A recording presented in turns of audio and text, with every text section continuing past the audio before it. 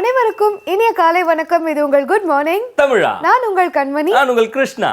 எல்லாருக்குமே கதை கேட்கறது அப்படின்னா ரொம்ப பிடிக்கும். அது ஒருத்தர் சுவாரஸ்யமா கதை சொல்ல போறாரு அப்படிங்கிறப்போ கண்டிப்பா நம்ம மிஸ் பண்ணக்கூடாதுன்னு நினைப்போம். ஸோ அப்படி இன்னைக்கு என்ன இன்ட்ரெஸ்டிங்கான கதையோட வந்திருக்கீங்க? ஆக்சுவலா தூக்கத்தை வர வைக்கிறதும் ஒரு கதை தான், தூக்கத்திலிருந்து எழுப்புறதும் ஒரு கதை தான் அப்படின்ற ஒரு விஷயம் கண்டிப்பாக இருக்கு. நைட்ல சொல்ற கதை எல்லாம் வந்து பாத்தீங்கன்னா அம்மா தூங்க வைப்பாங்க குழந்தைங்களை.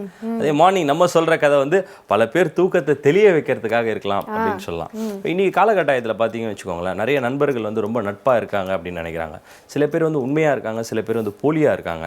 ஆனா உண்மையான நட்பு என்றைக்குமே ஜெயிக்கும் அப்படின்ற ஒரு விஷயத்துக்கான ஒரு சின்ன கதை அப்படின்னு சொல்லலாம். இது ஒரு குட்டி கதை. இந்த கதை என்ன அப்படின்னு பார்த்தீங்கன்னா, ஒரு மனிதன் வந்து காட்டில் வந்து வேட்டையாடுறதுக்காக போகிறாரு. காட்டில் வேட்டையாட போகிறப்போ நிறைய விஷயங்களை அவர் பார்க்குறப்ப திடீர்னு ஒரு புலி அவரை துரத்த ஆரம்பிக்குது. புலியை பார்த்துட்டாரு. புலி வந்து அவரை அடித்து சாப்பிடணும்னு சொல்லி துரத்திக்கிட்டே இருக்குது. ஒரு 2-3 கிலோமீட்டர்ஸ் விடாப்படியாக ஓடிக்கிட்டே இருக்காரு. அதுக்கப்புறம் ஒரு மரத்தை மேலே ஏறிடுறாரு. மரத்தோட உச்சியில் போய் உட்காந்துடலாம். ஏன்னா புலி கொஞ்சம் மரத்தில் இருந்தாலும் ஏறுறதுக்கான ஆப்ஷன்ஸ் இருக்குது. பட் அது மரம் உச்சியில் போய்ட்டு உட்காந்துட்டா எதுவும் இருக்காது, நமக்கு சேஃப் அப்படின்ற ஒரு தைரியத்தில் வந்து மேலே ஏற டாப்பில் போனோன்னே ஒரு ஷாக்கு. என்னன்னு பார்த்தீங்கன்னா மனித குரங்கு அங்கே உட்காந்துட்ருக்கு. கொரிலா. ஐயோ அவ்வளோதான், கீழே போனால் புலி, மேலே குரங்கு சாவடிச்சிடும் அப்படின்னு சொல்லிட்டு குரங்கு கிட்டே வந்து போய், ப்ளீஸ் குரங்கு என்னை வந்து சாப்பிட்றாத, கீழே புலி இருக்குது, என்னை கொன்னுடும், நான் அதுக்காக தான் இங்கே வந்திருக்கேன், எனக்கு ஹெல்ப் பண்ணு அப்படின்னோடனே மனித குரங்கு சொல்லுது, என்னை நம்பி நீ வந்துட்ட, கண்டிப்பாக நான் உனக்கு ஹெல்ப் பண்ணுறேன், நீ பயப்படாத அப்படின்னு சொன்னோடனே குரங்கும் மனிதனும் மேலே உட்காந்துருக்காங்க. புலியாக பயங்கர வேட்டை பசியில் இருக்குது, எப்படியாவது சாப்பிட்ணும் அப்படின்னு சொல்லிட்டு மாமிசம் ஏதாவது சாப்பிட்டே ஆகணும் அப்படின்ற ஒரு டென்ஷனில் இருக்குது. கீழே அப்படியே மரத்தையே சுற்றிட்டு வருது, நகரவே இல்லை அது. ஸோ இப்படியே நாட்கள் வந்து 2 நாள் போச்சு. 2 நாள் பொழுது போகிறப்ப எப்படி ஆகுதுன்னா, குரங்கு தூங்குறப்போ மனுஷன் வந்து காவல் காத்துட்ருக்கான், மனுஷன் தூங்குறப்போ குரங்கு காவல் காத்துட்டு இருந்திருக்கு. இப்படியே ஒரு 2 நாள் போயிட்டுருக்கா. அந்த புலியும் கீழேருந்து போகவே இல்லை. இவங்க பார்க்குறாங்க, ஐயோ அது எப்படி தான் போவோம் அப்படின்னு சொல்லிட்டு புலிக்கு ஒரு ஐடியா வந்தது. தந்திரமாக என்ன பண்ணிச்சு புலி, 2 பேரும் ஒன்றா இருக்காங்க, அதனால தான் நம்மளால் சாப்பிட முடியல, ஒன்று பண்ணணும், 2 பேரில் யாராவது ஒருத்தரை பிரித்தா தான் நம்ம சாப்பிட முடியும் அப்படின்ற ஒரு ஐடியாவில் வந்து என்ன பிளான் பண்ணிச்சு அப்படின்னாக்கா, குரங்கு நம்ம சொல் பேச்சு கேட்காது, மனிதன் என்றைக்குமே குரங்கு புத்தி மாறிக்கிட்டே இருப்பான், அதனால் அவனை ஏமாற்றலாம் அப்படின்னு சொல்லிட்டு என்ன பண்ணுச்சுன்னா, குரங்கு தூங்குற நேரத்தில் பார்த்து மனிதன்கிட்ட சொல்லிச்சு, இந்த பார் எனக்கு பசிக்குது, எனக்கு சாப்பிட்ணும், எனக்கு மாமிசம் வேணும், நீ ஒன்று பண்ணு, குரங்கை கீழே தள்ளி விட்டுடு, நான் குரங்கை சாப்பிட்டுட்டு போயிடுறேன், அப்புறம் நீ போயிடலாம் அப்படின்னு சொன்னோடனே மனிதன் பாருங்கள், அந்த குரங்கு ஹெல்ப் பண்ணுற குரங்கு வந்து என்ன பண்ணிட்டான், தள்ளி விட்டுறான். தூங்கிட்டு இருக்க குரங்கை தள்ளி விட்டோடனே அது கீழே விழுந்ததுக்கப்புறம் தான் உணருது மனிதன் தான் நம்மளை தள்ளி விட்டுட்டான் அப்படின்னு சொல்லிட்டு. கீழே வந்து புலி வந்து குரங்கை வந்து அடிக்கிற மாதிரி கிட்ட வந்தோடனே எல்லாரும் ஐயோ அடிச்சிருமோ அப்படின்னு அந்த கதையை கேட்டுகிட்டே இருக்காங்க. பார்த்தா அந்த புலி வந்து குரங்கிட்ட சொல்லிச்சான், எனக்கு வந்து மனித மாமிசம் தான் வேணும், நீ எனக்கு வேணாம், உனக்கு வந்து அந்த மனிதன் எப்படின்னு உணர்த்துறதுக்காக தான் நான் இந்த மாதிரி ஒரு கேம் ப்ளே பண்ணேன், நீ அழகாக மேலே போ, அவனை தள்ளி விட்டுரு, நான் சாப்பிட்றேன், நான் உன்னை எதுவும் பண்ண மாட்டேன் அப்படின்னோடனே குரங்குக்கு வந்து ஒரு ஹாப்பி. ஆனால் ஒரு வருத்தம், நம்மளை நம்பி வந்தானே, நானே அவனை அடித்து மேலே சாப்பிட்ருக்கலாம், ஆனால் என்னால் சாப்பிட முடியல, என்னை வந்து அடைக்கலம் கேட்டு வந்தனால நான் அவனுக்கு வந்து ஹெல்ப் பண்ணேன், இப்படி பண்ணிட்டானே அப்படின்னு சொல்லிட்டு மறுபடியும் மரத்துக்கு மேலே ஏறி போச்சான். ஏறி போனோடனே இவனா நடுங்குறான், மாட்டிக்கிட்டான் இல்லையா, நடுங்குறான். ஐயோ எங்கே சாப்பிட்றப்போது, கவலைப்படாத, என்னை நீ நம்பி வந்துட்ட, உன்னை நான் எதுவும் பண்ண மாட்டேன் அப்படின்னு சொல்லிட்டு மேலே போய்ட்டு அந்த வார்த்தையை சொல்லிவிட்டு, நான் இதை கீழே சொல்லியிருந்தேனாக்கா புலி என்ன சாப்பிட்ருக்கோம், நான் உன்னையும் காப்பாற்றணும் என்னையும் காப்பாற்றணுன்றதுக்காக தான் மேலே வந்தேன் அப்படின்னு சொல்லிட்டு மேலே வந்து அதை சொன்னோடனே அவன் வந்து அப்படியே கூனி போயிட்டானா, ஐயோ நம்ம இவ்வளோ பெரிய தப்பு பண்ணிட்டோமே அப்படின்னு சொல்லிட்டு. அதாவது என்ன அப்படின்னா, அவன் வந்து அதை காப்பாற்றணுன்ற ஐடியாவில் இல்லை, அவன் வந்து தான் வாழணும், அடுத்தவன் செத்தா எனக்கு என்ன அப்படின்ற ஒரு ஆட்டிடியூடில் இருந்துட்டான். பட் ஆனால் அந்த குரங்கு வந்து நான் செத்தாலும் பரவாயில்ல, நீ நல்லா இருக்கணும் அப்படின்ற ஒரு ஆட்டிடியூடில் இருந்தது. இது வந்து எப்படின்னு பார்த்தீங்கன்னா, சில நட்புகள் வந்து ஆரம்பத்திலேயே நம்ம வந்து சின்ன சந்தேகன்ற ஒரு விஷயம் நட்புக்குள்ளே வந்துடுச்சுனாக்கா கடைசி வரைக்கும் அந்த நட்பு வந்து நிலைக்காது. என்றைக்குமே வந்து ப்ராட் மைண்டடாக இருந்தால் லைஃப் நல்லாயிருக்கும். அதான் அந்த கதையோட விளக்கம். ரொம்ப அழகான ஒரு கதையை சொன்னீங்க. அது வந்து குரங்கு மூலமாக அதை உணர்த்திருக்கீங்க அப்படின்னு சொல்லலாம். அது மட்டும் இல்லாமல் இந்த கதையிலேருந்து நம்ம எல்லாருமே தெரிஞ்சுக்க வேண்டிய முக்கியமான விஷயமும் இருக்கு. யூனிட்டி ஸ்ட்ரென்த் அப்படின்னு சொல்லுவாங்க, ஒற்றுமைய வலிமை அப்படிங்கிறதையும் நம்ம இந்த கதை மூலமாக தெரிஞ்சுக்கிறோம். அது மட்டும் இல்லாமல் பெருந்தன்மையாக இருந்திருக்கு இல்லையா குரங்கு, அதனால தான் நல்ல மனசு அப்படிங்கிறதால தான் பார்த்தீங்கன்னா குரங்குக்கு எந்த ஆபத்துமே நேரிடலை. குரங்கு ஒரு தீய எண்ணத்தோட இருந்துருந்துச்சுன்னா குரங்குக்கும் ஏதாவது ஆபத்து நடந்திருக்கும் இல்லையா. ஸோ ரொம்ப அழகான கதை சொல்லியிருக்கீங்க. நீங்கள் சொல்ல வந்த கருத்தும் எல்லாருக்குமே போய் சேர்ந்திருக்கும் அப்படின்னு நான் நம்புறேன். இந்த கதை மாதிரியே ஒரு அருமையான இசை உங்க எல்லாருக்காகவும் காத்துட்டு இருக்கு. இசை கேட்கலாம்.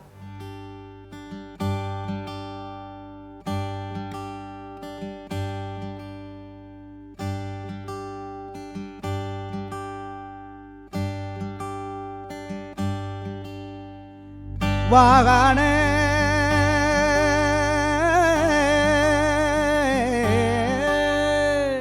வாகானே ஆலமரம் ஆலமரம் எம்மா ஆலமரம் அதில் விழுது 10,000 தன்னேன நானே தானேன நானே தன்னேன நானே தானேன நானே விழுத விட்டு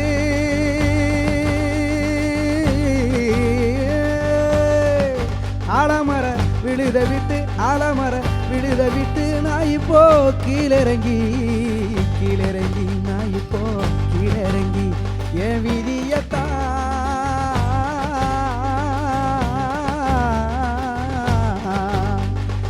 விதியத்தான் முடிக்க போறேன் விதியத்தான் முடிக்க போறேன் தன்னேன நானே தானேன நானே தன்னேன நானே தானேன நானே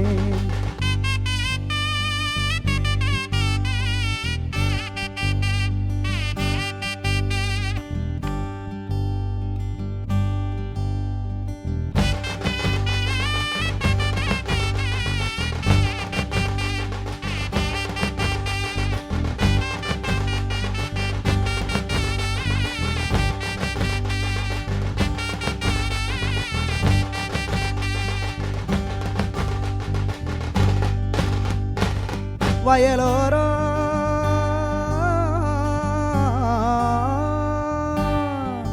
என் வீட்டு வயலோரம் நான் இப்போ வாய்க்கா வெட்டி வரப்பு வச்சு அங்கே நாத்து நட்டு வந்த மலை வந்த மலை போயிருச்சே வந்த மலை போயிருச்சே தன்னேன நானே தானேன நானே தன்னேன நானே தானேன நானே ஆகாய தந்தி மரம் எம்மா தந்தி மரம் அங்கே நிற்க கூட நிழல் இல்லையே தன்னேன நானே தானேன நானே நிற்க கூட நிழல் இல்லையே தன்னேன நானே தானேன நானே சீரான செண்பகமே செண்பகமே செண்பகமே ஓ சொல்ல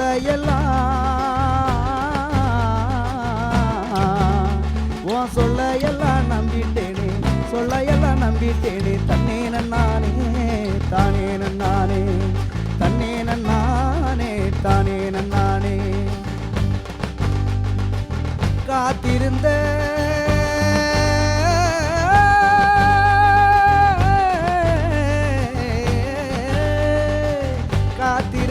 நான் காத்திருந்த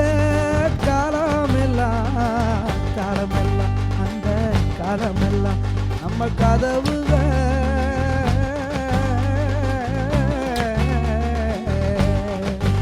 நம்ம கதவுக சாட்சி சொல்லும் தன்னேன நானே தானேன நானே தன்னேன நானே தானேன நானே. ரொம்பவே ஒரு அழகான இசை கேட்டோம். காலங்காலத்தில் ஒரு நல்ல கதையோடைய இசை நம்ம கேட்குறப்ப தான் நெக்ஸ்ட் விஷயங்கள் எல்லாம் எப்படி பிளான் பண்ணலாம் அப்படின்னு ஒரு விஷயம் இருக்குது. இந்த கதையோடைய ஒரு சின்ன விளக்கம் அப்படின்னு என்னுடைய சைட்லேருந்து என்ன அப்படின்னு நான் யோசித்தேன் அப்படின்னு பார்த்தீங்கன்னாக்கா, உங்களை நம்பி வந்தவங்களை என்றைக்குமே ஏமாற்றக்கூடாது. நம்பிக்கை அப்படின்ற ஒரு விஷயம் அவ்வளோ சீக்கிரத்தில் வந்து நம்மளால் பில் பண்ணவே முடியாது. அதை பில் பண்ணிட்டோம் அப்படின்னாக்கா அதை ஏமாற்றாத இருக்கிறப்போ லைஃப் ரொம்பவே நல்லா இருக்கும். இதை தாண்டி இன்னொரு விஷயம் என்ன அப்படின்னா, இசையை வந்து எல்லாருக்குமே ரொம்ப பிடிக்கும்.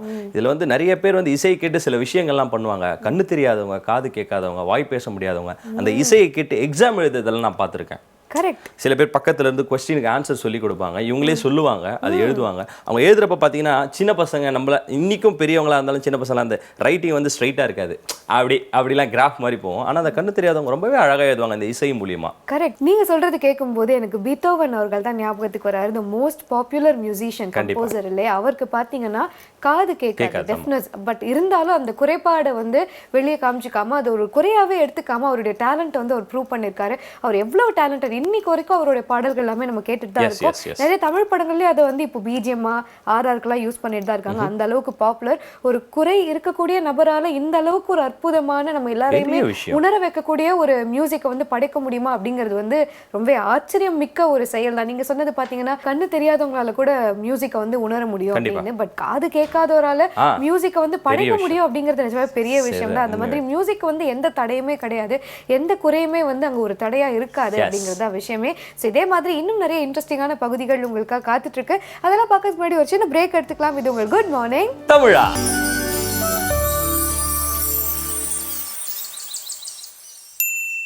Welcome back to good morning தமிழா. ஒவ்வொரு நாளும் வல்லமைக்குள் பகுதியில் நம்மளோட உடம்பு வந்து ஃபிட்டாக வச்சுக்கிறதுக்காக மனசையும் ஒரு நிம்மதியாக சாந்தியோட வச்சுக்கிறதுக்காக வித்தியாசமான யோகாசனங்கள் பற்றி பார்த்துட்டு வரோம். யோகாசனம் பார்க்கறதுக்கு முன்னாடி நமக்கு தெரிஞ்ச ஒரு சில ஃபேக்ட்ஸ் இல்லை நமக்கு தெரிஞ்ச யோகாசனம் பற்றின பெனிஃபிட்ஸ் எல்லாமே நம்ம ஷேர் பண்ணி தான் வரோம். அதே மாதிரி இன்னைக்கும் ஒரு யோகாசனம் பற்றின ஒரு பெனிஃபிட் தான் நான் சொல்ல போகிறேன். என்ன யோகாசனம் அப்படின்னு பார்த்தீங்கன்னா தனுராசனம். தனுராசனம் அப்படிங்கிறது ரொம்ப பாப்புலரான யோகா டைப் தான். நிறைய பேர் பண்றாங்க. ஆனா அதுல இருக்கக்கூடிய பெனிஃபிட்ஸ் தெரிஞ்சு பண்றாங்களா அப்படிங்கிறது தெரியல. இருந்தாலும் பேசிக் பெனிஃபிட்ஸ் தான். அது என்னன்னு பாத்தீங்கன்னா தனுராசனம் வந்து எப்படி இருக்கும் அப்படிங்கிறது வந்து நீங்க இன்டர்நெட்ல சர்ச் பண்ணீங்கன்னா தெரியும் இந்த போஸ்டர் எப்படி இருக்கும் அப்படிங்கிறது. ரொம்ப ஈஸியான ஒரு யோகாசனம் தான். பட் தனுராசனம்ல இருக்கக்கூடிய பெனிஃபிட்ஸ் பாத்தீங்கன்னா நிறைய பெனிஃபிட்ஸ் அப்படின்னு சொல்லலாம். முக்கியமா வெயிட் லாஸ் பண்ணணும்னு நினைக்கிறவங்க வந்து ரொம்ப கஷ்டப்படுற ஒரு விஷயம் என்னன்னு பாத்தீங்கன்னா அந்த பெல்லி ஃபேட் பர்ன் பண்றது, தொப்பையை குறைக்கிறது ரொம்ப கஷ்டப்படுவாங்க. இந்த தனுராசனம் பண்றதால ரொம்ப ஈஸியா தொப்பையை குறைக்க முடியும். ரொம்ப குறுகிய நாட்கள்லயே தொப்பையை வந்து குறைச்சிடலாம். அது மட்டும் இல்லாம நிறைய பகுதிகளுக்கு நிறைய ஹியூமன் பாடி பார்ட்ஸ்க்கு வந்து அது வந்து ஸ்ட்ரென்தன் பண்ணுதுன்னு சொல்லலாம். என்னென்ன பாடி பார்ட்ஸ் எல்லாம் இந்த யோகாசனம் மூலமா ஸ்ட்ரென்தன் பண்ணலாம் அப்படின்னு பாத்தீங்கன்னா ஆங்கிள், தை, அதுக்கப்புறம் அப்டாமினல் ஆர்கன்ஸ். அப்டாமினல் ஆர்கன்ஸ் அப்படின்னு சொல்லும்போது லிவர், இன்டெஸ்டைன் இது எல்லாமே ஸ்ட்ரென்தன் பண்ணக்கூடிய ஒரு சக்தி வந்து தனுராசனம் அப்படிங்கிறது வந்து ஆசனம்க்கு இருக்கு. ஓகே, ஃபேக்ட் அப்படின்னு சொல்றதை தாண்டி ஒரு ஆசனத்தை பத்தியான ஒரு அழகான விஷயங்கள் சொன்னீங்க. புத்தர் வந்து எப்பயுமே லோட்டஸ் பொசிஷன்ல உட்கார்ந்துட்டு இருப்பாரு. அதாவது நான் கேள்விப்பட்ட வரைக்கும் அந்த லோட்டஸ் பொசிஷன்ல வந்து எதனால உட்கார்ந்துட்டு இருக்காங்க அப்படின்னா மைண்ட் ஒருநிலைப்படுத்துறதை தாண்டி நமக்குள்ள இருக்க அந்த மெமரி பவரை வந்து கண்டிப்பா வந்து குறைக்கவே குறைக்காது. ரொம்ப நாள் முன்னாடி படிச்ச விஷயமா இருந்தாலும் சரி, நமக்குள்ள இருக்க அந்த ஆற்றல், அறிவுத்திறன், புது அறிவு விஷயங்கள் எதுவுமே மறக்காது அப்படின்றதுக்காக தான் அந்த பாடி சர்க்குலேட் வந்து கரெக்டாக ஆகணும் அப்படின்னு அந்த லோட்டஸ் பொசிஷனில் எப்பயுமே புத்தர் வந்து இருக்காராம். இன்றைக்கும் இருக்காரு அப்படின்னு நிறைய பேர் சொல்கிறாங்க, வாழ்ந்துட்டு இருக்காருன்னு. ரொம்பவே சந்தோஷமான விஷயம் அதை கேட்குறப்போ. இன்றைக்கி ஒரு வித்தியாசமான யோகாசனம் நம்ம வல்லமைக்குள்ள பார்க்கலாம்.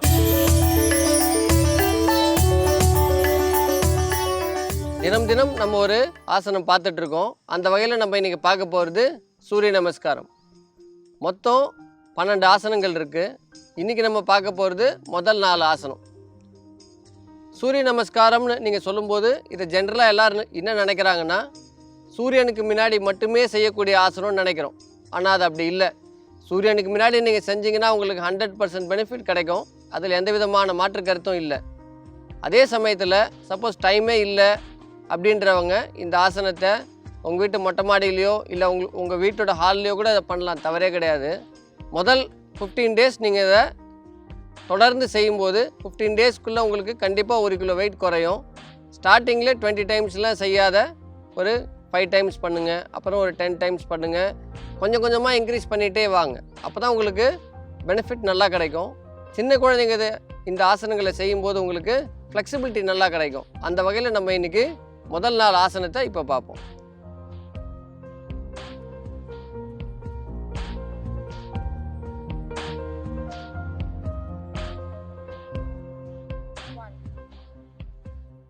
பேக்வேர்டில் பெண்ட் பண்ணுறது. ஜென்ரலாக நம்ம பேக்வேர்டில் எந்த அளவுக்கு பெண்ட் பண்ணுறோமோ அந்த அளவுக்கு நம்மளுடைய ஸ்பைனல் கார்டு வந்து ஸ்ட்ராங் ஆகும். மறுபடியும் ஃப்ரண்ட்டில் பெண்ட் பண்ணுறது. இந்த மாதிரி நம்ம பெண்ட் பண்ணும்போது நம்மளுக்கு வயிறே இருக்காது.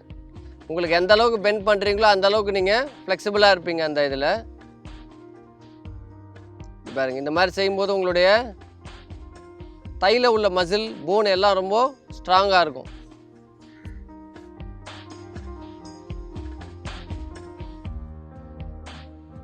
இந்த ஆசனம் செய்யும்போது உங்களுக்கு ஜென்ரலாக நார்மல் ப்ரீதிங்கில் தான் இருக்கணும். இந்த 4 யோகாவும் செய்யும்போது நீங்கள் நார்மல் ப்ரீதிங்கில் தான் இருக்கணும். மூச்சை ஹோல்டு பண்ணக்கூடாது. அதுதான் இதில் ரொம்ப ஒரு முக்கியமான நம்ம பார்க்க வேண்டிய ஒன்று. இந்த யோகாசனத்தை இந்த 4 நம்ம இப்போ பார்த்தது பர்ஃபெக்ட் போஸ்டர். சப்போஸ் என்னால் இந்த மாதிரி பண்ணவே முடியல, ரொம்ப சிம்பிளாக தான் சார் பண்ண முடியும் அப்படின்னா அது எந்த மாதிரி பண்ணுறதுன்றதை இப்போ நம்ம பார்ப்போம்.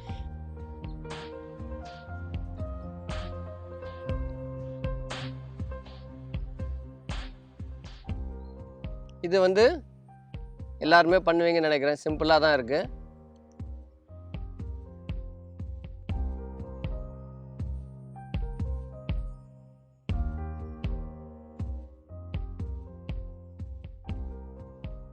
ரொம்ப பெரிய வயிறு இருக்கிறவங்களுக்கு இந்த அளவு கூட பெண்ட் பண்ண முடியாது.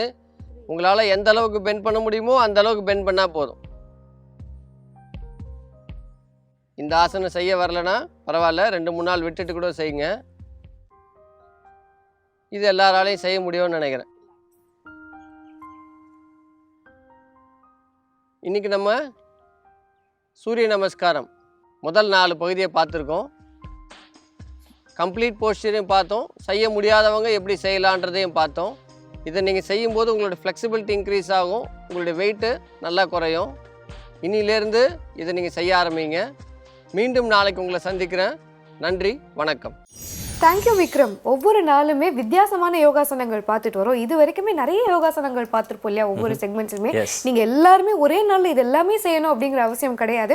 உங்களுக்கு எந்த யோகாசனம் தேவை அப்படின்னு நீங்க நினைக்கிறீங்களோ, இல்லை உங்களுக்கு வந்து ஒரு சில குறைபாடு இருக்கலாம், இல்லை இந்த மாதிரி வெயிட் ரெடியூஸ் பண்ணணும், ஒரு குறிப்பிட்ட பார்ட் அதாவது பெல்லி ஃபேட் அந்த மாதிரி ரெடியூஸ் பண்ணணும் அப்படின்னு நினைக்கும் போது அதுக்கு எந்த யோகாசனம் தகுந்த யோகாசனமா இருக்கோ அப்படிங்கிறத தெரிஞ்சுக்கிட்டு நீங்க அதை ப்ராக்டிஸ் பண்ணாலே போதும். எல்லாமே பண்ணணும் அப்படிங்கிற அவசியம் கிடையாது. கரெக்ட். யோகாசனம் அப்படின்ற ஒரு விஷயத்தை தாண்டி எதுவுமே வந்து இமீடியட்டாகவே எல்லாமே நம்மளால் பண்ண முடியாது. இப்போ ஒவ்வொரு ஆசனம் ஒவ்வொரு நாள் அப்படின்னு இருக்குது. இப்போ எக்ஸசைஸ் எடுத்துக்கிட்டிங்கன்னு வச்சுக்கோங்களேன். இப்போ நம்ம ஜிம்முக்கு போவோம். ஜிம்மில் போய் ஃபஸ்ட்டு ஒரு 1 வீக் 10 டேஸ் வந்து பார்த்தீங்கன்னா எந்த ஒரு எக்யூப்மெண்ட்ஸும் நம்ம தொடவே விட மாட்டாங்க. சும்மா வார்ம் அப் பண்ணு, சிட்டிங் பண்ணு, ஜம்பிங் பண்ணு, சைட் ஜம்ப் பண்ணு, இந்த மாதிரியான விஷயங்கள், பேசிக்கான வார்ம் அப் விஷயங்கள் மட்டும்தான் இருக்கும். அதுக்கப்புறம் தான் ஸ்டெப் பை ஸ்டெப் பிளேட்ஸ் தொடுறது, செஸ்ட்டுக்கு ஒரு ஒர்க் அவுட்டு, பைசப்ஸுக்கு, ட்ரைசப்ஸுக்கு அப்படின்னு அடுத்தடுத்த லெவல் போகும். ஸோ அதனால் ஒரே நாளில் நம்ம வந்து மேலேயும் போட முடியாது, ஒரே நாளில் கீழே வந்துட முடியாது. படிப்படியாக ஏறுறப்ப தான் அதோடைய ஸ்ட்ராங்னஸ் வந்து டைட்டாக இருக்கும். ஸோ தொடர்ந்து இதை பற்றி நிறைய விஷயங்கள் அடுத்தடுத்த சுவாரஸ்யமான பகுதிகளில் பேசுறதுக்காக காத்துட்டு இருக்கோம். அதெல்லாம் பார்க்கறதுக்கு முன்னாடி ஒரு சின்ன பிரேக் எடுத்துக்கலாம். இது உங்கள் குட் மார்னிங் தமிழா.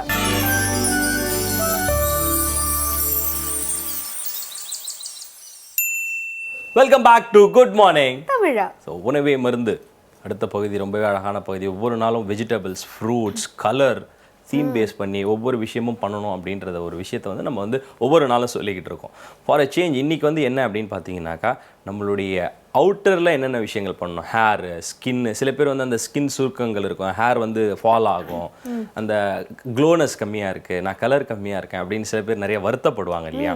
இந்த மாதிரி விஷயங்கள் எல்லாம் எப்படி வந்து நம்ம ப்ரொடெக்ட் பண்ணலாம், எப்படிலாம் நம்ம இப்போ பைக் ட்ராவல் பண்ணுறப்போ ஹெல்மெட் போடணும், கை க்ளவுஸ் போடணும், அந்த மாதிரி விஷயங்கள்லாம் நிறைய பேர் இருக்குது. நிறைய பேர் அந்த ஐயோ டர்ன் ஆகிடுவேன், என்னோட கலர் போயிடும் அப்படின்வாங்க. சில பேர் வந்து நான் நல்ல ஷாம்பு தான் யூஸ் பண்ணுறேன், ஆனால் என் ஹேர் ஃபால் ஆகிட்டு இருக்கு அப்படி நிறைய பேர் வருத்தப்படுவாங்க. பார்த்துருக்கீங்களா? அந்த மாதிரி ஒரு விஷயங்கள் அப்படின்றப்ப என்ன அப்படின்னு பார்த்தீங்கன்னா, நம்மளுடைய உள் பார்ட்ஸ் இல்லாமல், உள்ளே இருக்கிற மிஷின் இல்லாமல் வெளியில் இருக்க மிஷினும் வந்து நம்ம வந்து கிளியர் பண்ணணும். ஸோ ஒரு human body is always a machine.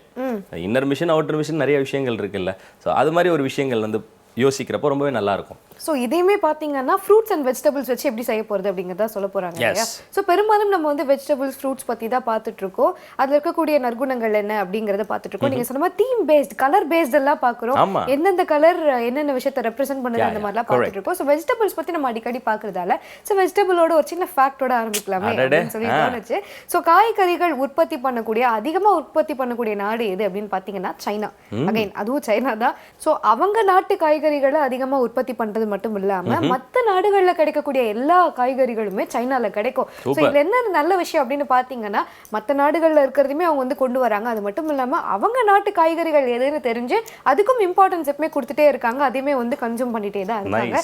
So இன்னைக்கும் இதே மாதிரி ஒரு காய் பத்தியோ ஒரு கனி பத்தின ஒரு தகவல் தான் இன்னைக்கு நம்ம பார்க்க போறோம். ஸோ ஒவ்வொரு நாளும் உணவே மருந்து பகுதியில் இந்த மாதிரி காய் பத்தின இல்ல கனி பத்தின தகவல்கள் தான் நம்ம பார்த்துட்டு வரோம். அதே மாதிரி இன்னைக்கும் டாக்டர் ஸ்வேதா வந்திருக்காங்க. இன்னைக்கு என்ன வித்தியாசமான தகவல் கொடுக்க போறாங்க அப்படிங்கறத பார்க்கலாம். ஸ்கின் சம்மந்தப்பட்ட என்ன நியூட்ரிஷன் வந்து உங்களுக்கு பெஸ்ட் அப்படிங்கிறது தான் இன்றைக்கோட topic. Okay, so in general வந்து நீங்கள் என்ன நியூட்ரிஷனை ப்ரிஃபர் பண்ணணும்? ஃபர்ஸ்ட் ஆஃப் ஆல், நீங்கள் எப்போவுமே உங்கள் டயட்டுங்கிறது 3 பகுதி. ஒன்று வந்து உங்களுக்கு ப்ரோட்டீன், எவ்வளோ ப்ரோட்டீன் சாப்பிடலாம். யூஸ்வலி ஒரு 60 or 70 kg பர்சன், ஒரு ஆவரேஜ் 60 கிலோஸ்னு வச்சுக்கிட்டிங்கன்னா அரவுண்ட் ஒரு 1 gram per kg is the amount of protein which is daily requirement உங்களுக்கு.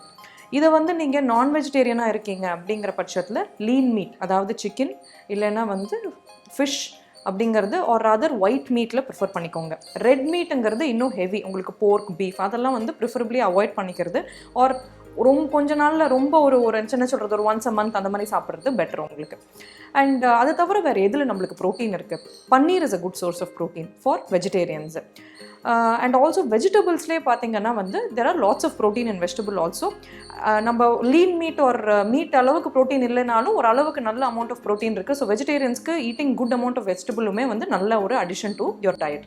ஸோ இது தவிர வந்து என்ன, ஸோ ப்ரோட்டீன் முடிச்சிட்டோம். அடுத்தது கார்போஹைட்ரேட் அப்படிங்கிறது என்னென்னு பார்த்தீங்கன்னா, நம்ம அத்தியாவசிய டயட்டில் வந்து அதிகமாக சாப்பிட்றது நம்ம கார்போஹைட்ரேட் தான். ஃபஸ்ட்டு அதிகமாக ரைஸ் போட்டுட்டு கொஞ்சமாக குழம்பும் வெஜிடபிளும் வைக்கிறது தான் வந்து நம்ம யூஸ்வல் டெண்டன்சி. ஸோ நம்ம என்ன பண்ணணும்னு பார்த்தீங்கன்னா, ஃபஸ்ட்டு வந்து உங்கள் வெஜிடபிள்ஸை முடிச்சிடுங்க, ஃபஸ்ட்டு வந்து உங்கள் ப்ரோட்டீனை முடிச்சிடுங்க நீங்கள் சாப்பிட ஆரம்பிச்சோன்னே. அதுக்கப்புறம் உங்கள் கார்போஹைட்ரேட்ஸ்க்கு நெக்ஸ்ட்டு ஷிஃப்ட் ஓவர் பண்ணிக்கோங்க. கார்போஹைட்ரேட்டுங்கிறது வந்து usually brown rice, white rice, நீங்கள் என்ன ப்ரிஃபர் பண்ணுறீங்களோ அதை சாப்பிடலாம். It is not a problem unless of course உங்களுக்கு ஏதாவது மெடிக்கல் கண்டிஷன் இருக்குது, ஒரு டயபெட்டிக்காக இருக்கீங்கன்னா then you should go by your doctor's advice. Other then that வந்து அடுத்தது வந்து வெஜிடபிள்ஸ். கம்மிங் டு வெஜிடபிள்ஸ் வந்து என்னென்னா, all green leafy vegetables are good for you. சரிங்களா? ஸோ வெஜிடபிள்ஸ் வந்து நம்ம 2 full cups, நான் 1 கப்னு சொல்கிறது வந்து 240 ml. ஸோ அந்த மாதிரி 2 இல்லை 3 full cup of vegetables each day சாப்பிட்றது ரொம்ப ரொம்ப முக்கியம். அதில் வந்து நாட் ஓன்லி ஃபைபர், வாட்டர் கண்டென்ட்டும் இருக்குது, நம்ம விட்டமின்ஸ், மினரல்ஸ் இருக்குது. அதை தவிர நான் சொன்ன மாதிரி ப்ரோட்டீனுமே வந்து vegetables are good source of protein. So இது எல்லாமே வெஜிடபிள்ஸில் இருக்குது. என்னெல்லாம் சாப்பிடக்கூடாது அப்படின்னு பார்த்தீங்கன்னா, best to avoid refine sugar. உங்களுக்கு நல்ல ஸ்கின், ஹெல்தி க்ளோயிங் ஸ்கின் வேணும்னா அந்த சுகரை மாத்திரம் தயவு செஞ்சு மறந்துடுங்க. ஏன்னா சுகரில் வந்து உங்களுக்கு உங்கள் இன்டெஸ்டைன்ஸை ஸ்லோ பண்ணுற கெப்பாசிட்டி இருக்குது. ரெண்டாவது வந்து இன்சுலின் லெவல்ஸை ஏற்றுற கெப்பாசிட்டி இருக்குது. இன்சுலினுங்கிறது க்ரோத் ஹார்மோன். சரிங்களா? உங்கள் தோலில் வந்து நாட் ஓன்லி வந்து அதாவது டிஸ்கலரேஷன், பிக்மெண்டேஷன் சொல்லுவோம், அது எல்லாமும் கருப்பு அடைய வைக்கும் உங்களுக்கு. ரெண்டாவது வந்து இந்த மரு, கழுத்தில் இருக்கிற மரு, இது எல்லாத்தையும் வளர வைக்கிற ஒரு கெப்பாசிட்டி இருக்கிற ஒரு ஹார்மோன் அது உங்களுக்கு. ஸோ அண்ட் ஆல்சோ வந்து நம்ம இன்டெஸ்டைன், அதாவது நம்ம இன்டெஸ்டைனல் ட்ராக்ட் இருக்கு இல்லையா, அது எல்லாத்துலேயுமே வந்து உங்களுக்கு கொஞ்சம் ஸ்லோ டவுன் பண்ணிடும் இந்த சுகர் ரொம்ப அதிகமாக சாப்பிடும்போது. அப்போது அந்த கழிவு நீர் சீக்கிரம் வெளியே போகிறது கிடையாது. அதே தங்கி அதில் இருக்கிற எல்லா கழிவு நீரும் நம்ம தோலுக்கு வந்து அதை பாதிக்கிறதுக்கும் சான்ஸ் இருக்குது உங்களுக்கு. ஸோ வேறு என்ன உணவு, ஸ்கின், அதாவது எஸ்பெஷலி ஸ்கின்னுக்குன்னு, நல்ல ஸ்கின்னுக்குன்னு சாப்பிட்ற ஸ்பெசிஃபிக் உணவு சில இருக்குது. இதை வந்து நான் வந்து எப்படி டிவைட் பண்ணுவேன்னா, யூஸ்வலி கலர்ஸாக டிவைட் பண்ணிடுவேன். It is easy to remember, உங்களுக்கு ஞாபகம் வச்சுக்கிறதுக்கும் ஈஸியாக இருக்கும். ஃபஸ்ட்டு வந்து ரெட் கலர். ஸோ ரெட்டில் என்னெல்லாம் உங்களுக்கு ஸ்கின் ஃபுட்ஸ் வந்து உங்களுக்கு நல்லது அப்படின்னு பார்த்தீங்கன்னா, நம்பர் 1 டொமேட்டோவில் லைக்கோபீன் அப்படின்னு ஒரு ஆன்டி ஆக்சிடென்ட் இருக்குது. அது உள்ளேருந்தே வந்து நம்மளுக்கு சன் ப்ரொடெக்ஷன் கொடுக்குது. ஸோ டொமேட்டோ டெய்லியுமே சாப்பிட்றது கொஞ்சம் சேர்த்துக்கிறது நல்லது. ரெண்டாவது வந்து உங்களுக்கு பார்த்தீங்கன்னா பொமோகிரனேட்டில் பாலிஃபினால்ஸ்னு ஒரு பர்டிகுலர் நல்ல ஒரு விஷயம் இருக்குது, ஆன்டி ஆக்சிடென்ட் அதுவுமே. ஸ்ட்ராபெரி வந்து ஒரு good source of vitamin C உங்களுக்கு. ஸோ இதெல்லாம் வந்து உங்கள் red vegetables and fruits. Next என்னன்னு பார்த்தீங்கன்னா yellow and orange, pumpkin, papaya, இது எல்லாமே நல்ல சோர்ஸ் ஆஃப் விட்டமின் ஏ. அதாவது ஆரஞ்ச் பீலில் தான் வந்து highest source of vitamin C இருக்குன்னு கண்டுபிடிச்சிருக்காங்க. அதர் தென் திஸ் க்ரீன், எல்லா க்ரீன் லீஃபி வெஜிடபிள்ஸுமே நல்லது. Other then that green tea is also good antioxidant. வந்து நீங்கள் குடிக்கிறதுக்கு 1 or 2 cups a day is very good for you. So இது தவிர வேறு என்ன, இந்த ஒயிட் கலர் வந்து என்னன்னு பார்த்தீங்கன்னா 2 திங்ஸு. ஒன்று வந்து எக் வந்து is a good source of protein. கண்டிப்பாக வந்து 1 egg per day is a good nutrition source, ஸ்கின்னுக்குமே சொல்கிறேன் நான் உங்களுக்கு. ரெண்டாவது வந்து மில்க் வந்து என்னன்னு பார்த்தீங்கன்னா, நிறைய பேருக்கு அவங்க பிம்பிள்ஸ் வந்து மில்க் குடிச்சா கொஞ்சம் அக்ரிவேட் ஆகுது. ஏன்னா அது வந்து இன்சுலினை வந்து அதிகமாகும் சில டைப்ஸ் ஆஃப் மில்க். ஸோ ஆல்மண்ட்லேருந்து டிரைவ் பண்ணுற மில்க்கும் ஒரு நல்ல சோர்ஸ்ன்னு சொல்கிறாங்க. Other then this browns. ப்ரௌன்னா என்ன அப்படின்னு பார்த்தீங்கன்னா, டார்க் சாக்லேட்னு உடனே நீங்கள் போயிட்டு சாக்லேட் பார் எடுத்து சாப்பிட ஆரம்பிச்சிடாதீங்க. 150 calories தான் வந்து allowed of dark chocolate in a day. So இது தவிர வந்து உங்களுக்கு வால்நட்ஸ் என்னன்னு பார்த்தீங்கன்னா, நிறைய omega-3 ஃபேட்டி ஆசிட்ஸ் இருக்குது. இந்த omega-3 ஃபேட்டி ஆசிட்ஸ் வந்து நல்ல சோர்ஸ். இன்னொரு சோர்ஸ் என்னன்னு பார்த்தீங்கன்னா ஃபிஷ். இந்த மத்தாய் இல்லைன்னா சாலை அப்படின்னு சொல்லுவாங்க. இந்த ஃபிஷ் வந்து உங்களுக்கு, அதாவது வந்து சார்டீன்ஸ் அப்படின்னு இங்கிலீஷில் சொல்கிற ஃபிஷ் வந்து it's a very good source of omega-3 fatty acids. But suppose நீங்கள் வெஜிடேரியனாக இருக்கீங்க அப்படிங்கிற பட்சத்தில் better to go for either walnuts. அதுவுமே நல்ல சோர்ஸ் உங்களுக்கு அண்ட் ஃப்ளாக்ஸ் சீட்ஸ் அப்படின்னு சொல்லுவாங்க. அதுவுமே good source of omega-3 fatty acids. So இது எல்லாமே வந்து உங்கள் குட் ஸ்கின்க்குரிய specific foods which are research proven to help. இதெல்லாம் நல்லது அப்படின்னு சொல்கிறாங்க. ஸோ இதெல்லாம் நீங்கள் அது அஃப்கோர்ஸ் இது எல்லாத்துக்கும் மேலே நீங்கள் பண்ண வேண்டியது நிறைய தண்ணி குடிங்க. எழுந்த உடனே 1/2 liter of water or 1/4 liter of water, just have it right after you get up. அது வந்து உங்கள் சிஸ்டமை ஃப்ளஷ் பண்ணி இந்த கழிவு நீரெல்லாம் வெளியே தள்ளுறதுக்கு ரொம்ப யூஸ்ஃபுல்லாக இருக்கும். அதர் தன் தட் வந்து வாட்டர் என்ன பண்ணணும்னு பார்த்தீங்கன்னா, உங்கள் ஹைட்ரேஷனை மாத்திரம் அதிகப்படுத்தாமல் நீங்கள் எப்போ வந்து சட்டன் ஏதோ குடிக்கணும் அப்படின்னு தோணுதுன்னா, கை வந்து எதர் வந்து சாஃப்ட் ட்ரிங்க்குக்கு போகும், இல்லைன்னா காஃபி டீக்கு போகுது. இது எல்லாத்துலேயுமே ஒன்று இருக்கிறது ரிஃபைன் சுகர். ஸோ இதை நீங்கள் கட் பண்ணோன்னா வாட்டர் எவ்வளோ குடிக்கிறீங்களோ உங்கள் ரிஃபைன் சுகர் அமௌண்ட்டும் குறைஞ்சிக்கிட்டே வரும். It's a healthy drink, go for water. So இதுதான் வந்து உங்களுக்கு இன்னைக்கோட குறிப்புகள். Hope you enjoyed it. Tomorrow we'll get back with more interesting things about your skin. So ரொம்பவே அழகான தகவல். இன்னைக்கு வந்து புதிய தகவல் வந்து உணவு மருந்தில் வித்தியாசமாக பார்த்தோம். டெய்லி பார்க்கறது எல்லாமே இன்னைக்கு கொஞ்சம் சேஞ்ச் ஓவர் இருந்திருக்கு. என்ன அப்படின்னு பார்த்தீங்கன்னா, காய்கறிகளை வச்சு எப்படி நம்மளுடைய ஸ்கின்னை வந்து எப்படி மெயின்டைன் பண்ணலாம், என்ன மாதிரி விஷயங்கள். இன்னைக்கு வந்து நிறைய பேர் பார்த்தீங்கன்னா காஸ்மெட்டிக்ஸ்க்கு நிறைய ப்ரிஃபரன்ஸ் கொடுக்க ஆரம்பிச்சிட்டாங்க. வந்து பார்த்தீங்கன்னா பல்லு வந்து ஏதாவது ப்ராப்ளம் அப்படின்னா நிறைய பேர் தூக்கி போட்டுருங்க, வேற செட் வச்சிடலாம் அதே மாதிரி அப்படின்ற ஒரு செராமிக்லேயோ சரி இல்லை நிறைய விஷயங்கள் அந்த மாதிரி வந்துடுச்சு. அது வந்து ஆடம்பரம் அப்படின்னு சொல்ல முடியாது. தங்களுடைய அழகை வந்து எப்படி பாதுகாக்கணும் அப்படின்ற ஒரு விஷயத்தில் எல்லாருமே ரொம்ப கான்ஷியஸாக இருக்காங்க. ஆண் அழகன் அப்படின்றது, பெண் அழகன், யாராக இருந்தாலும் அழகன் அழகி அப்படின்றத தாண்டி நம்மளை வந்து கரெக்டாக பர்ஃபெக்டாக வச்சுக்கணும். ஃபிசிக்கலாகவும் சரி மென்டலாகவும் சரி சில விஷயங்கள் இருக்கு இல்லையா. சில பேர் வந்து சொல்கிறத எடுத்து செய்வாங்க. ஏய் நான் இந்த ஷாம்பு யூஸ் பண்ணுறேன், நீ ட்ரை பண்ணி பாரு, நான் இந்த சோப் யூஸ் பண்ணுறேன், நீ ட்ரை பண்ணு. அது அலர்ஜி வருது அப்படின்றப்போ அதை எப்படி அவாய்ட் பண்ணலாம், இயற்கையை எப்படி அவாய்ட் பண்ணலான்ற விஷயத்தை ரொம்ப அழகாக சொன்னாங்க. ரொம்ப கரெக்டாக ஒரு விஷயம் சொன்னீங்க. நிறைய பேர் வந்து இப்போ வந்து காஸ்மெட்டிக்ஸ்க்கு வந்து நிறைய செலவு பண்ணுறாங்க அப்படின்னு. காஸ்மெட்டிக்ஸ் மட்டும் இல்லாமல் காஸ்மெட்டிக் சர்ஜரிக்கும் நிறைய பேர் ஸ்பெண்ட் பண்ணுறாங்க அப்படின்னு சொல்லலாம். சின்னதாக ஒரு ப்ராப்ளம் வந்தாலே இது சர்ஜரி மூலமாக நம்ம குணப்படுத்திட்டா அதுக்கு வந்து நமக்கு பெர்மனன்ட் சொல்யூஷன் கிடைச்சிடும் அப்படின்னு நிறைய பேர் நினைக்கிறாங்க. ஆனால் பார்த்தீங்கன்னா நேச்சுரலாகவே நம்ம பண்ணும்போது தான் நமக்கு வந்து பெர்மனன்ட் சொல்யூஷன் அப்படிங்கிறதே கிடைக்கும். நம்ம வீட்டில் இருந்தபடியே செய்யலாம். அது என்ன அப்படிங்கிற நிறைய தகவல்கள் இன்னைக்கு தெரிஞ்சுக்கிட்டோம். ஸோ நீங்கள் யாருமே எக்ஸ்ட்ரா வெளியே போய் நான் ஒரு ஆர்டிஃபிஷியல் ப்ராடக்ட் யூஸ் பண்ணி அதன் மூலமாக நான் என்னோட ஸ்கின் ப்ராப்ளமோ இல்லை ஹேர் க்ரோத் ப்ராப்ளமோ நான் வந்து சால்வ் பண்ணணும் அப்படிங்கிற பிரச்சனை இனிமேல் இருக்காது. ஸோ வீட்டில் இருந்தபடியே நமக்கு கிடைக்கக்கூடிய காய்கறிகள் கனி வகைகளை யூஸ் பண்ணி எப்படி நம்ம வந்து சரி செய்யலாம் அப்படிங்கிறது வந்து இயற்கையாகவே எப்படி சரி செய்யலாம் அப்படிங்கிறது நம்ம கற்றுக்கிட்டோம். ஸோ இதே மாதிரி தொடர்ந்து இன்னும் நிறைய சுவாரஸ்யமான பகுதிகள் உங்களுக்காக காத்துட்டு இருக்கு. அதெல்லாம் பார்க்கக்கூடிய ஒரு சிறிய இடைவேளை எடுத்துக்கலாம். இது உங்கள் குட் மார்னிங் தமிழா.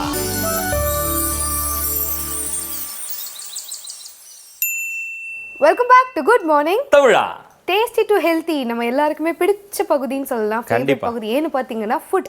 வித்தியாசமான விதவிதமான உணவு வகைகளை ஒவ்வொரு நாளுமே நம்ம பார்த்துட்டு வரோம். அதே மாதிரி இன்னைக்குமே ஒரு வித்தியாசமான ட்ரிங்க் தான் பார்க்க போறோம். ட்ரிங்க் அப்படின்னு சொல்லும்போது வெயில் காலத்துல எல்லாருமே வந்து குடிக்கக்கூடிய ஒரு ட்ரிங்க் தான் இது, லஸ்ஸி. எல்லாருக்குமே ஆமா டைரி ப்ராடக்ட் பிடிக்கிற எல்லாருக்குமே லஸ்ஸி ரொம்ப பிடிக்கும். அது கர்ட் பிடிக்கிற எல்லாருக்குமே லஸ்ஸி பிடிக்கும் அப்படின்னு சொல்லுவாங்க. லஸ்ஸிலே யூஸ்வலாக பார்த்தீங்கன்னா ரோஸ் மில்க் லஸ்ஸி அந்த மாதிரி ஃப்ளேவர்ஸ் தான் நம்ம பார்த்துப்போம். பட் லஸ்ஸியில் வந்து ஃப்ரூட் ஆட் பண்ணி நம்ம எந்த லஸ்ஸியுமே பார்த்தது கிடையாது. பட் இன்னைக்கு நம்ம பார்க்க போகிற லஸ்ஸியில் ஃப்ரூட் ஆட் பண்ண போகிறாங்க. அதுவும் சாதாரண ஃப்ரூட் கிடையாது. இதுவுமே பார்த்தீங்கன்னா எல்லாருக்குமே பிடிக்கக்கூடிய, குழந்தைகளுக்கு ரொம்ப பிடிக்கக்கூடிய ஃப்ரூட் அப்படின்னு சொல்லலாம், கிவி ஃப்ரூட். அது மட்டும் இல்லாமல் கிவி ஏன் குழந்தைகளுக்கு ரொம்ப பிடிக்குதுன்னு பார்த்தீங்கன்னா டேஸ்ட் ஒரு காரணம். அது மட்டும் இல்லாமல் கிவி ஃப்ரூட் கட் பண்ணும்போது உள்ள அழகாக பார்த்தீங்கன்னா அந்த கிரீனிஷ் கலர் வந்து அட்ராக்ட் பண்ணும் அப்படின்னு சொல்லலாம். சோ இது ரெண்டும் மிக்ஸ் பண்ணின ஒரு லஸ்ஸி எப்படி இருக்கும், பார்க்க எப்படி இருக்கும், டேஸ்ட் எப்படி இருக்கும், எதுவுமே தெரிய மாட்டேங்குது இல்லையா. கரெக்ட். லஸ்ஸி அப்படின்னும் போது என்னன்னா நைட்ல வந்து நிறைய பேர் ஒரு ஹேபிட் வச்சிருக்காங்க. சாப்பிட்டு முடிச்சிருவாங்க, டின்னரை முடிச்சுட்டு ஒரு சின்ன கட்டோரியில வந்து வெறும் தயிர் வந்து சால்ட்டோ ஸ்வீட்டோ எதுவும் போடாம வெறும்னு சாப்பிட்டு விடுவாங்க. ஏன் அப்படின்னு கேட்டீங்கன்னாக்கா அந்த ஸ்கின்னை வந்து க்ளோ பண்ணும் அப்படின்ற ஒரு விஷயம் இருக்குன்னு சொல்லுவாங்க. ரெண்டாவது அதுல டெய்ரி ப்ராடக்ட் இருக்கு, பால் தான் தயிர் ஆகுது அப்படின்றப்ப அந்த போனுக்கு கொஞ்சம் பவர் இருக்கும் அப்படின்னு சொல்லுவாங்க. கிவி வந்து கொஞ்சம் ஞாபக சக்திகள்லாம் நிறைய வந்து இம்ப்ரூவ் பண்ணும் அப்படின்றதுனால குழந்தைங்களுக்கு ரொம்ப பிடிக்கும். குழந்தைங்களுக்கு நிறையவே கொடுப்பாங்க. கிவி ஃப்ரூட் லஸ்ஸி அப்படின்னும் போது வித்தியாசமாக இருக்குது. வெயில் காலம் வர ஆரம்பிக்குது. அதனால் இந்த மாதிரி ஸ்பெஷல் ட்ரிங்க்ஸ்லாம் பண்ணுறப்ப டக்கு நிறைய பேர் நோட் பண்ணுவாங்கன்னு நினைக்கிறேன். ஸோ டேஸ்டி டு ஹெல்த்தியில் கிவி ஃப்ரூட் லஸ்ஸி எப்படி பண்ணுறாங்கன்றதை பார்க்கலாம்.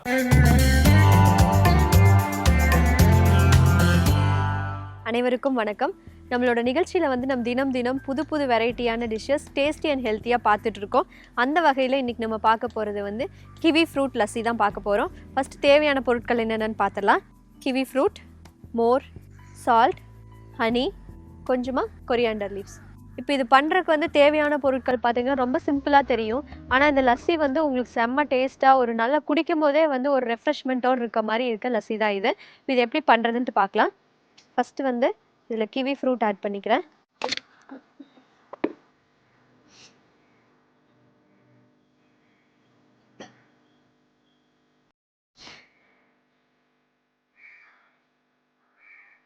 அப்புறம் ஹனி,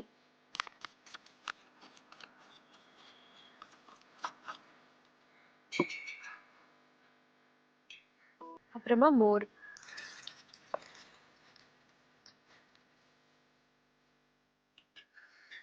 கொஞ்சமாக சால்ட்டு. இதை நல்லா அரைச்சிடலாம்.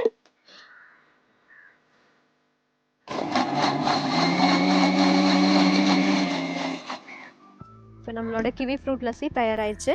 இப்போ நார்மலாகவே வந்து நம்ம வீட்டில் லஸ்ஸி பண்ணுறோம் அப்படின்னா கர்டில் வந்து சுகர் ஆட் பண்ணி கொடுப்போம். இது பார்த்திங்கன்னா ஒரு டிஃப்ரெண்ட்டாக நம்ம ஹனி ஆட் பண்ணியிருக்கோம். அதே மாதிரி வந்து ஒரு ஃப்ரூட் ஆட் பண்ணியிருக்கோம். இது பார்க்குறக்கும் வந்து ரொம்ப நல்லாயிருக்கும். இப்போ கிவி ஃப்ரூட் வந்து நீங்கள் குழந்தைகளுக்கு அவங்களோட டயட்டில் வந்து கொடுத்துட்டே வரும்போது அவங்களோட போன்ஸு, டீத் இது எல்லாமே வந்து ரொம்ப ஸ்ட்ராங் ஆகும். இதில் லைட்டாக வந்து கார்னிஷிங்காக கொரியாண்டர். இப்போ குழந்தைங்களுக்கு பிடிக்காது, சாப்பிட மாட்டாங்கன்னா நீங்கள் இதை அவாய்ட் பண்ணிடலாம். நம்மளோட கிவி ஃப்ரூட் லஸ்ஸி இப்போ தயாராகிடுச்சு.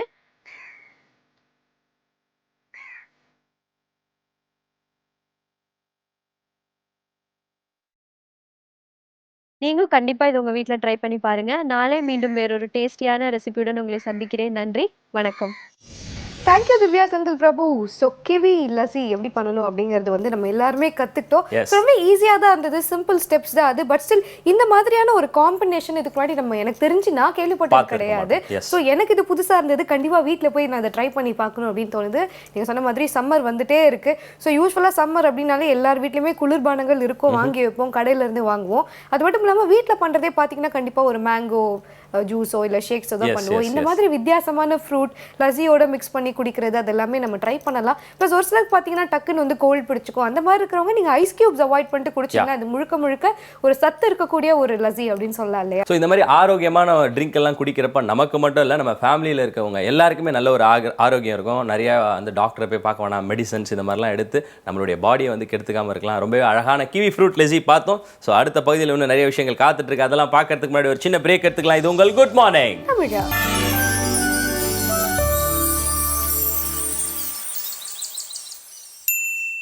Welcome back to good morning தமிழா. நாளும் நல்லவை. ஒவ்வொரு நாளும் நல்ல நல்ல விஷயங்களை, மனம் சார்ந்த விஷயங்களை பார்க்குறோம். மனம் சார்ந்த விஷயங்கள் வந்து எந்த இடத்துல வந்து நமக்கு வந்து ஸ்டக் ஆகும் அப்படின்னு பார்த்தீங்கன்னா நம்மளுடைய ரைட்ஸ். உதாரணத்துக்கு நான் சொல்கிறேன், நம்மளுடைய ரைட்ஸ், என்னுடைய ரைட்ஸ் அண்ட் ரெஸ்பான்சிபிலிட்டிஸ், ரெகுலேஷன்ஸ், என்னுடைய ரூல்ஸ், இதெல்லாம் வந்து சில பேர் வந்து பிரேக் பண்ணுவாங்க. இதை பண்ணக்கூடாது, நீ இப்படி தான் இருக்கணும்.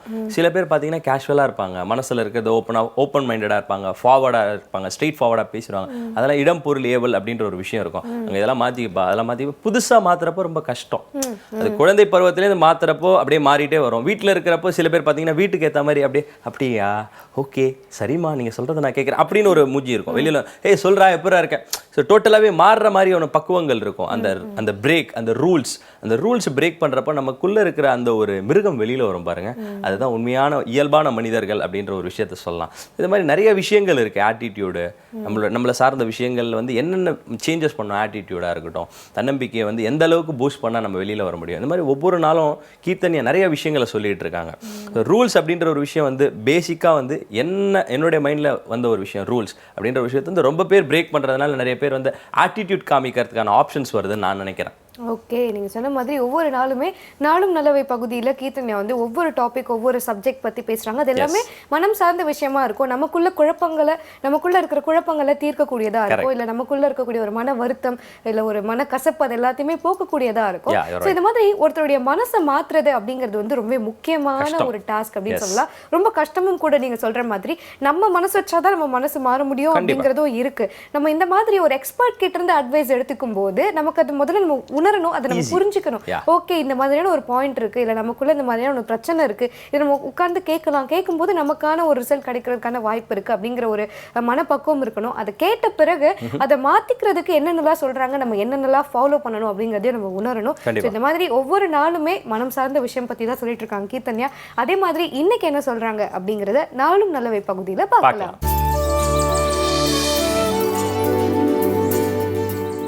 வணக்கம். வார்த்தைகள்ன்றது வந்து அபரிதமான சக்தி வாய்ந்தது. எந்த அளவுக்கு சக்தி வாய்ந்ததுன்றதை வந்து இன்றைக்கி சராசரியான மனிதர்கள் புரிஞ்சுக்கிறது கிடையாது. ஆனால் அறிவியல் என்ன சொல்லுதுன்னா, ஒரு வார்த்தைக்கு உருவாக்குற சக்தி இருக்கா. உருவாக்குற சக்தி அப்படின்னு சொல்லிட்டு நான் சொல்கிறது என்னென்னா, உண்மையிலேயே நம்ம எதை பார்க்குறோம், எதை பார்க்க மாட்டேன்றோம், எது நம்ம கண்ணுக்கு தெரியும், எது நம்ம கண்ணுக்கு தெரியாது அப்படின்றத நிர்ணயிக்கிறதே நம்ம பயன்படுத்துகிற வார்த்தைகள் தானா. இதுக்கு வந்து ஒரு சுவாரஸ்யமான ஒரு எக்ஸாம்பிள் சொல்லணும்னா, கொலம்பஸ் வந்து இந்தியாவை தேடி வந்தாராம். ஆனால் இந்தியாவுக்கு வராமல் அவர் போய் எங்கே சேர்ந்தாருன்னா அமெரிக்காவில் போய் சேர்ந்தாராம். அங்கே இருந்தது சிவப்பு இந்திய மக்களாம். ஆனால் அவங்களுக்கு வந்து கடலில் எப்படி பயணிக்கிறதுன்றதெல்லாம் அவங்க வந்து இன்னும் எக்ஸ்ப்ளோரே பண்ணல. ஸோ அவங்க வந்து படகுகளை இன்னும் கண்டுபிடிக்கலை. படகுன்னா என்னன்றது கூட அவங்களுக்கு தெரியாது.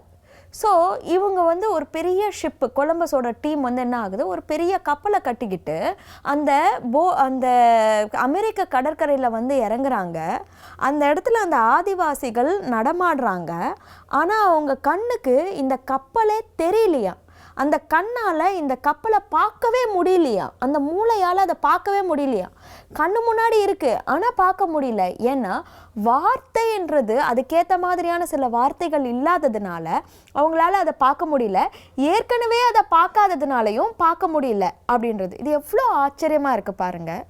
இது வந்து எத்தனை பேருக்கு உங்களால் புரிஞ்சுக்க முடியுதுன்றது கூட எனக்கு தெரியல. ஸோ இன்னொரு எக்ஸாம்பிளும் சொல்கிறேன். இது ஆஃப்ரிக்காவில் ஹிம்பா அப்படின்னு சொல்லிட்டு ஒரு ட்ரைப் இருக்காங்களாம். இவங்களுக்கு வந்து நிறைய விஷயங்களுக்கு வார்த்தைகள் இருக்குது, ஆனால் சில விஷயங்களை குறிக்கிறதுக்கு வார்த்தைகளே கிடையாதான். அப்படி ஒரு விஷயம் வந்து ப்ளூ கலர், நீலம் என்ற ஒரு வார்த்தை. ஸோ பச்சை கலருக்கு நிறைய வார்த்தை இருக்கான். இன்ஃபேக்ட் அவங்க காடில் இருந்ததுனால எத்தனை விதமான பச்சை கலரை குறிக்க முடியும்னா நம்மளால யோசிச்சு கூட பார்க்க முடியாத ஒரு 20 பச்சை கலர் விஷயங்கள். இந்த லைட்டஸ்ட் ஷேட் ஆஃப் க்ரீன்லேருந்து டார்க்கஸ்ட் ஷேட் ஆஃப் க்ரீன் வரைக்கும் டிஃப்ரெண்ட் வார்த்தைகள் வச்சுருந்தாங்களாம்.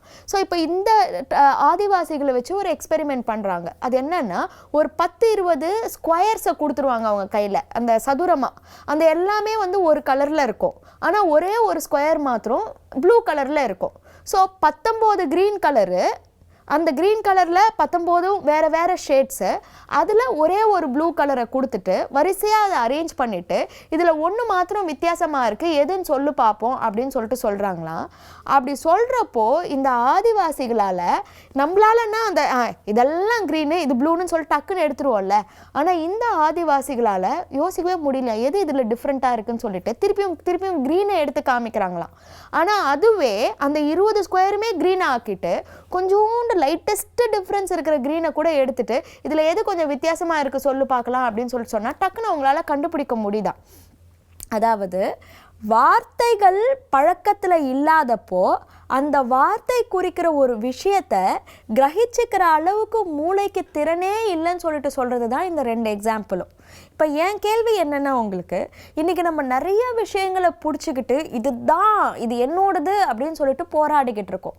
அதில் ஒரு விஷயம் ஜாதி, ஏன் ஜாதி, என்னோட சமுதாயம் அப்படின்றது. ஆனால் ஒரு நிமிஷம் யோசிச்சு பாருங்கள், ஒருவேளை இந்த ஜாதி அப்படின்ற அந்த ஒரு வார்த்தை இல்லை அப்படின்னு சொல்லிட்டு சொன்னால், வார்த்தையே இல்லை அப்படின்னு சொல்லிட்டு சொன்னால் நம்மளால் அதை வந்து புரிஞ்சிருந்திருக்க முடியுமா? நம்மளால் அதை வந்து பார்த்துருந்துருக்க முடியுமா? ஸோ ஜாதி ஒரு பக்கம் இந்த மாதிரி வார்த்தை உருவாக்கி இன்றைக்கி ஒரு பெரிய ஒரு உண்மையாக மாறி இருக்குது அப்படின்னு சொல்லிட்டு சொன்னால், இன்னொரு விஷயம் பார்த்திங்கன்னா நம்ம ஒருத்தருக்கு ஒருத்தர் ரொம்ப சண்டை சச்சரவோடு இருக்கிறது மதம், கடவுள். என்னோட கடவுளோட இயல்புகள் இந்த மாதிரி, உன்னோட கடவுளோட இயல்புகள் இந்த மாதிரி, என் கடவுள் என்கிட்ட இருந்து கோர்றது இந்த விஷயங்கள், உன் கடவுள் உன்கிட்ட இருந்து கோர்றது இந்த விஷயங்கள், ஆனால் என் கடவுள் தான் உன் கடவுளோட ஒஸ்தி, இல்லைனா நீ உன் கடவுள் தான் என் கடவுளோட மட்டும். இந்த மாதிரி எத்தனை குழப்பங்களை நம்ம உருவாக்கி வச்சுருக்கிறோம். இது வந்து உலக அளவில் நம்மளால் எடுக்க முடியாது, ஏன்னா அது பரவிடுச்சு. ஆனால் என்னோட தனிப்பட்ட வாழ்க்கையில் எனக்கு வந்து இந்த மாதிரியான சில கோட்பாடுகளை வச்சுக்கிட்டு நான் என்னோட வாழ்க்கையை அழிச்சிக்கிறேனா அப்படின்றத நம்ம எல்லாருமே கேள்வி கேட்க வேண்டிய ஒரு விஷயம். தென்காசிக்கு ஒரு ட்ரிப்பு போயிருந்தேன். அதில் வந்து ஒரு பையனை வந்து ஊரை விட்டு ஒதுக்கி வச்சுருந்தாங்க. ஏன்னா 3 நாள் வந்து ஏதோ ஒரு காப்பு இருக்குமா, அந்த காப்புக்காக அந்த டைமில் வந்து வெளியில் போகக்கூடாதான். அவன் வெளியில் போனானா அதனால் வந்து இந்த குறிப்பிட்ட சாமி இவன் மேலே ரொம்ப கோபமாயிடுச்சான். ஸோ யாருக்கோ வந்து அது சொல்லிச்சான், இந்த மாதிரி அவனை திருப்பியும் ஊருக்குள்ளே விட்டீங்கன்னா நான் வந்து உங்கள் ஊருக்குள்ளே பெரிய சாபத்தை கொடுப்பேன்னு சொல்லிட்டு. இன்றைக்கி அந்த 18 வயசு பையன் வந்து கிட்டத்தட்ட 5 வருஷமாக ஊரார்கிட்ட பேசாமல் ஏதோ ஒரு பெரிய கதை சொன்னான்னு வச்சுக்கோங்களேன். இந்த மாதிரியான ஒரு சூழ்நிலையை உருவாக்குறது இந்த வார்த்தைகள் உருவாக்குற இன்னொரு உலகம். ஸோ இது வந்து நான் ஒரு எக்ஸ்ட்ரீம் எக்ஸாம்பிள் கொடுத்துருக்கேன். இன்றைக்கி உங்கள் லைஃப்பில் இது எந்த அளவுக்கு தாக்கத்தை ஏற்படுத்திக்கிட்டு இருக்கு அப்படின்னு சொல்லிட்டு பார்த்துட்டு, ஒருவேளை இந்த வார்த்தைகளே என்னோட அகராதியில் இல்லைன்னா இன்னும் கூட நான் இந்த விஷயங்களை பார்த்துக்கிட்டு இருப்பேனா அப்படின்ற ஒரு ஆழமான கேள்வியை இன்றைக்கி நீங்கள் கேட்கணுன்ற கோரிக்கையோடு உங்ககிட்ட இருந்து விடைபெறுறேன். நன்றி, வணக்கம். ஸோ ரொம்பவே அழகான தகவல்கள் இன்றைக்கி வந்து தெரிஞ்சிட்டோம். ஒவ்வொரு நாளும் நிறைய தகவல்கள் நம்ம தெரிஞ்சுக்கிறோம். அந்த தகவல்கள் வந்து நமக்கு மட்டும் இல்லாமல் நம்ம சார்ந்தவங்களுக்கும் ஷேர் பண்ணுறப்ப தான் அதோட அவுட்புட் என்ன அப்படின்றது வந்து நல்ல விஷயமா இருக்கும். நமக்கு வந்து சாப்பாடு இருக்குது அப்படின்றப்ப அடுத்தவன் சாப்பிட்லன்னா என்ன, நான் சாப்பிட்டா போதும் அப்படின்ற எண்ணம் இல்லாமல் நான் கொஞ்சம் சாப்பிட்டு இன்னொருத்தன் சாப்பிட்டான் அப்படின்னா ஒரு சந்தோஷம் இருக்கும். நான் மட்டுமே இல்லாமல் எல்லாருக்கும் நம்மளுடைய சந்தோஷமாக இருந்தாலும் சரி, துக்கமாக இருந்தாலும் சரி, எந்த ஒரு விஷயத்தை நம்ம பகிர்ந்துக்கிறப்ப தான் நம்மளுடைய மைண்டு ஃப்ரீ ஆகும் அப்படின்ற ஒரு விஷயத்தை வந்து கீர்த்தனியா ரொம்பவே அழகாக ஒவ்வொரு நாளும் சொல்லிக்கிட்டு இருக்காங்க. ஸோ எவ்ரிடே வந்து நீங்கள் வந்து நாளும் நல்ல வழியில் ஒரு நோட்ஸ் எடுத்துக்கோங்க, அவங்க சொல்கிற டீட்டெயில்ஸ் எல்லாம் பக்காவாக நோட் பண்ணுங்கள். ஸோ தட் நீங்கள் வந்து மாறுறதுக்கான சான்சஸ் இருக்கும். ஏன்னா நம்ம வந்து பேசுகிறோம் பழகுறோம் அப்படின்றத தாண்டி எழுதுறப்போ அந்த நோட்ஸ் வந்து ஏதாவது மிஸ் பண்ணிட்டோம் அப்படின்னா நம்ம வந்து அந்த முன்னாடி கிளாஸில் என்ன நடந்தது அப்படின்னு பார்க்குறப்ப அது ஒரு நல்ல விஷயங்கள் வந்து மாறுறதுக்கான வாய்ப்புகள் இருக்குது. கரெக்ட். நீங்கள் சொன்ன மாதிரி எல்லாருக்குள்ளுமே ஹியூமனிட்டி அப்படிங்கிற ஒரு விஷயம் இருக்கு. மனித உணர்வு அப்படிங்கிறது எல்லாருக்குள்ளுமே இருக்கு. இன்னொருத்தருக்கு உதவி செய்யணும், இல்லை இன்னொருத்தருக்கு ஒரு பிரச்சனைனா அதுக்கு போய் நம்ம ஒரு சொல்யூஷன் கொடுக்கணும் அப்படிங்கிற சின்ன சின்ன உணர்வுகள் பார்த்தீங்கன்னா எல்லா மனிதர்களுமே இருக்கும். ஆனால் சம்டைம்ஸ் நமக்கு நாம ஏற்படுத்திக்கூடிய ஒரு வெறுப்பு, அதனால பார்த்தீங்கன்னா அந்த மாதிரியான நல்ல குணங்கள் எல்லாமே நம்ம மறந்துட்டோம் அப்படிங்கிறதா உண்மை. பட் அதுல இருந்து நம்ம வெளியே வந்துட்டோம். அந்த வெறுப்பு இல்லை, அன்பு தான் எல்லாமே அப்படிங்கிறத நம்ம எப்போ உணர்றோமோ அன்னைக்கு பார்த்தீங்கன்னா நமக்குள்ள எல்லா மனித உணர்வுமே இருக்கு. அது வந்து வெளியே வரும் அப்படிங்கறத நம்ம ஒவ்வொரு நாளுமே நாளும் நல்லவையில பார்த்துட்டு இருக்கோம். கடைசியா அவங்க சொல்லக்கூடிய விஷயமாவும் இதுதான் இருக்கு. நம்ம அந்த வெறுப்பு அப்படிங்கிறப்போ மத்தவங்களை வெறுக்கணும் அப்படிங்கிறது கூட கிடையாது. ஒரு சிலர் பாத்தீங்கன்னா தண்ணியை வெறுத்துப்பாங்க, என்கிட்ட இந்த ஆட்டிடியூட் பிடிக்கல, எனக்கு என்னையே பிடிக்கல, அந்த வெறுப்பும் இருக்கக்கூடாது. முதல்ல வந்து நம்மள லவ் பண்ண ஆரம்பிக்கிறோம், நேசிக்க ஆரம்பிக்கிறோம். அதுக்கப்புறம் நம்ம மத்தவங்கள ஆட்டோமேட்டிக்கா மத்தவங்க மேல அன்பு வைப்போம், நேசிக்க ஆரம்பிக்கிறோம் விஷயம் இல்லையா? சோ இதே மாதிரி எல்லாருமே முடிஞ்ச அளவுக்கு எல்லார் மேலேயும் அன்பா இருக்கணும், எல்லார்கிட்டயுமே அன்பை பகிர்ந்துக்கணும் அப்படிங்கறத இன்னைக்கு சொல்லி நான் முடிச்சுக்கிறேன். ஸோ இன்னைக்கு நம்ம கிளம்ப வேண்டிய நேரம் வந்தாச்சு. இதே மாதிரி உங்க எல்லாரையும் நாளைக்கு சந்திக்கும் வரை உங்களிடமிருந்து விடைபெறுவது உங்கள் கண்மணி மற்றும் கிருஷ்ணா. இது உங்கள் குட் மார்னிங் தமிழா.